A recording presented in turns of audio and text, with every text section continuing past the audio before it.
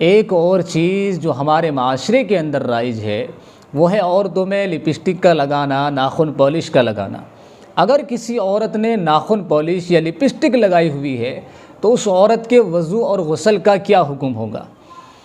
तो इस सिलसिले में फ़िक़ही जुज़इया ये बयान किया जाता है कि अगर लिपस्टिक नाखून पॉलिश तह वाली है, जिस्म वाली है, जिसकी परत जमती है, तो ऐसी सूरत में वज़ू और गुस्ल दुरुस्त नहीं होगा, क्योंकि ऐसी लिपस्टिक, ऐसी नाखून पॉलिश पानी को पहुंचने के लिए माने बनती है। जिस्म तक पानी नहीं पहुंचता, और जब जिस्म तक पानी नहीं पहुंचेगा तो वज़ू और गुस्ल नहीं होगा।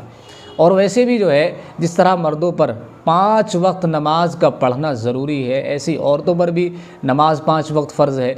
और नमाज पढ़ने के लिए वज़ू का करना ज़रूरी है, और जब वज़ू का करना ज़रूरी है तो ऐसी नाखून पॉलिश और ऐसी लिपस्टिक से औरतों को बचना चाहिए, परहेज़ करना चाहिए। और अगर लिपस्टिक ऐसी नहीं है, तह वाली नहीं है, सिर्फ़ रंगत वाली है, जिसका रंग चढ़ता है, तो फिर वो वज़ू और गुस्ल के लिए माने नहीं बनती, तो उनको लगाने की गुंजाइश है।